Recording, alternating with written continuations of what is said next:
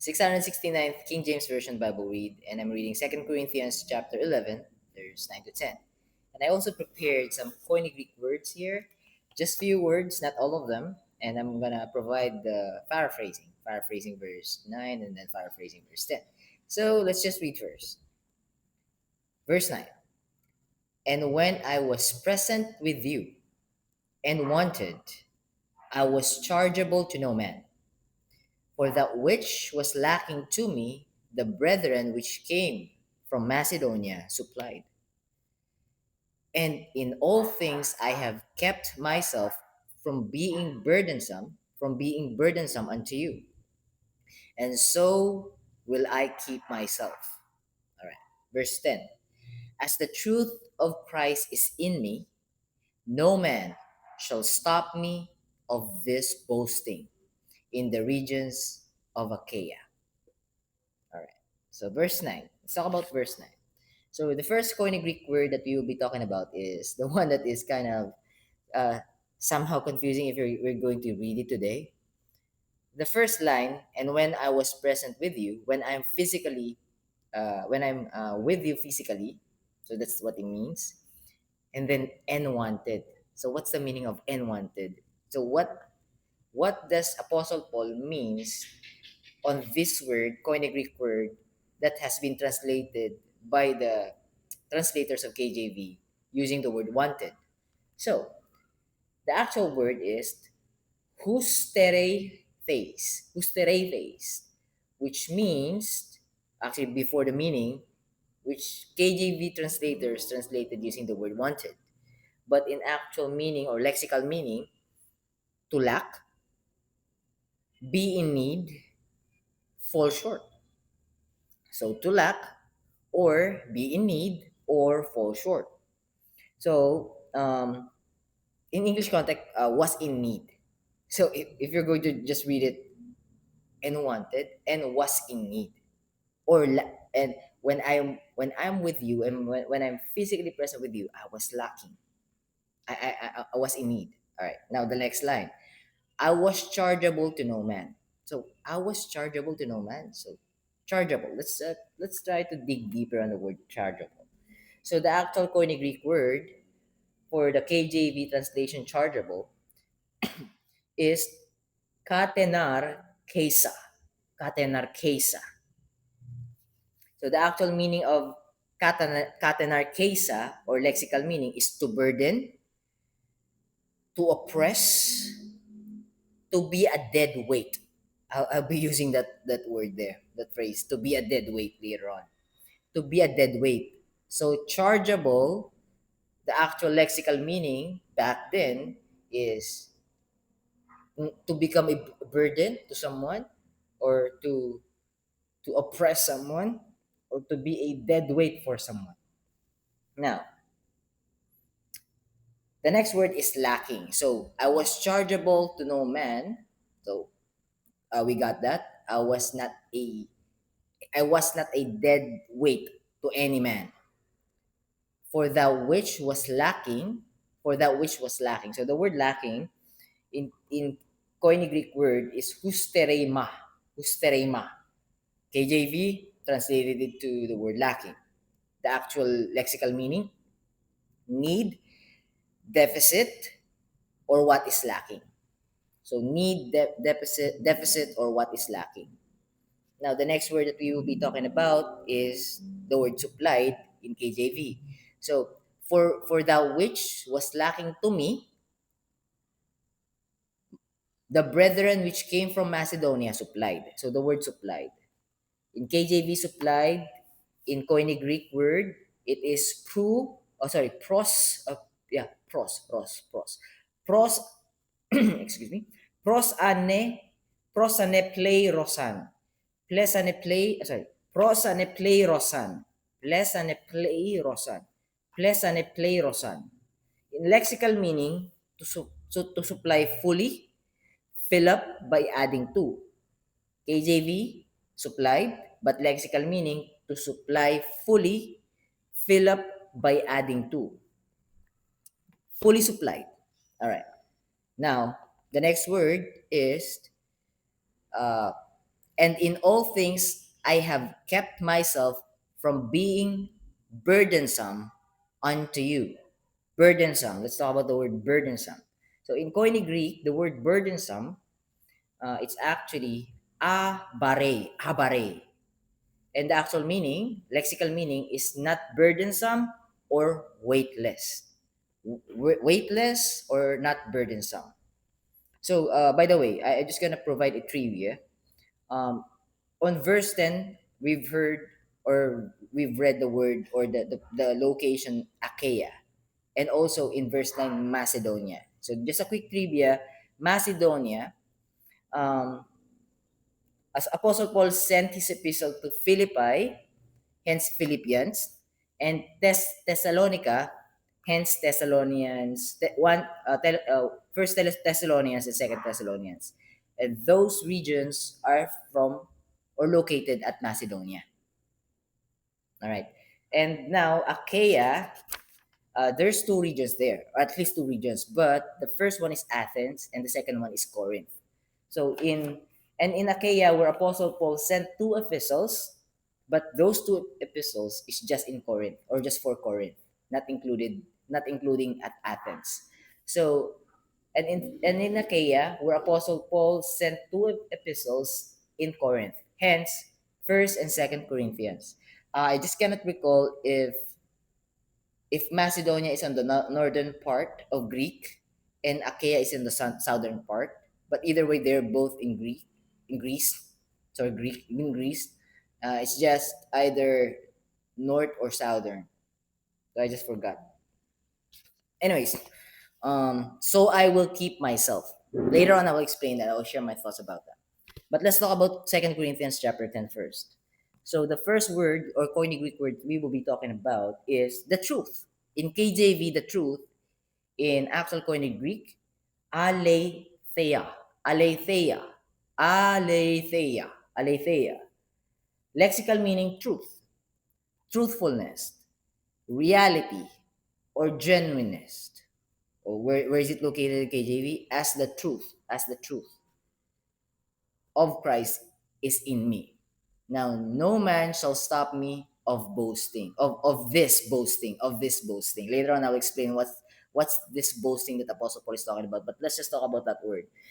The word for boasting, or the Koine Greek word for boasting is kaukasis. Kaukasis. Lexical meaning, boasting, pride, glorying. However, I just noted something here from my research.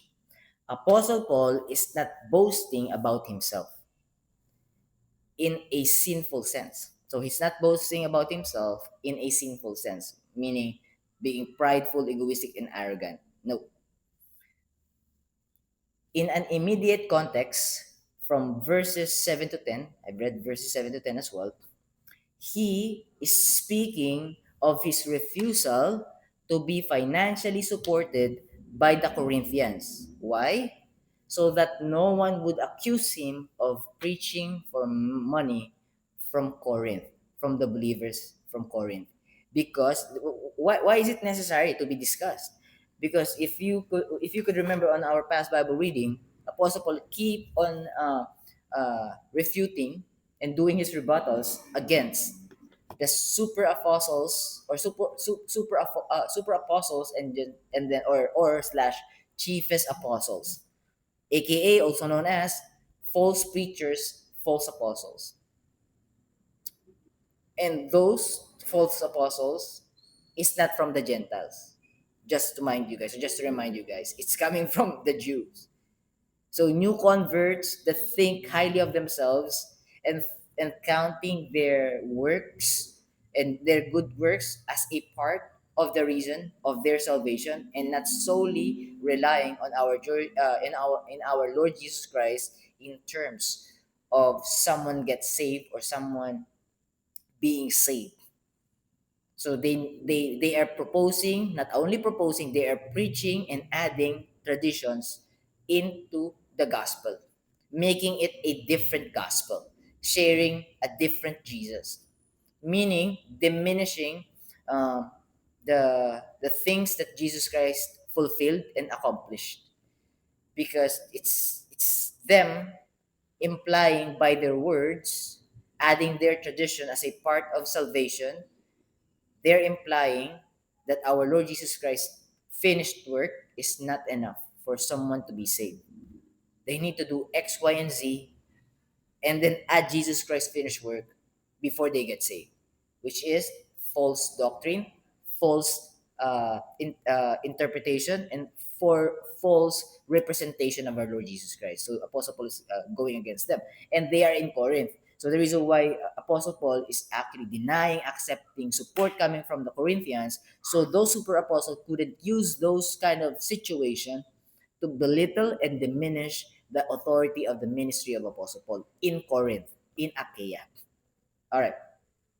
So this kind of boasting is actually a righteous pride of Apostle Paul. That I know that you want to help me out. I know that you want to support me, but I'm going to refuse. You don't have to worry, because believers, our brothers in in Macedonia, in Philippi, in Thessalonica, and then especially also Colossae has been mentioned. Colossae are giving support. Actually, Colossae is supporting. The reason why I remember Colossae is actually giving support to the destitute believers or brothers or brethren in Jerusalem. But Apostle Paul mentioned Macedonia, so probably the Philippians and the Thessalonians, believers in Philippians and Thessalonians are helping him for on his ministry aside from his sideline or his tent making. All right. So now let's go ahead and on paraphrasing. Let's paraphrase. A moment, guys. Let me just go through my notes. Okay, but there's an additional note that I forgot to mention. Thus, this boasting, the word this boasting in KJV refers to his legitimate confidence in that aspect of his ministry. Just to add it. All right. Now, it's going to be too long. Paraphrasing verse 9. All right, let me just read it first. 12 minutes. And when I was present with you and wanted, I was chargeable to no man. For that which was lacking to me, the brethren which came from Macedonia supplied. Past tense. And we know the meaning of the word, or the actual Koine Greek word. Fully supplied or completely supplied. And in all things I have kept myself from being burdensome unto you. So I will keep myself. So let's paraphrase that verse. And I was when I was physically with you and was in need or was lacking of something, I was not a dead weight. In Tagalog, pabigat. I was not a dead weight. In Tagalog, hindi ako pabigat sa inyo. I was not a dead weight, even though I was in need and I am lacking of something. But I was able to not become a dead weight to you, believers in Corinth. All right, dead weight or a burden to anyone or to any of you, believers in Corinth, because the brothers who came from Macedonia fully supplied or completely supplied the things that I need or needed. For that reason, in every respect, I kept myself weightless, not a burdensome unto you, weightless to you, or prevent myself to be a burdensome to you.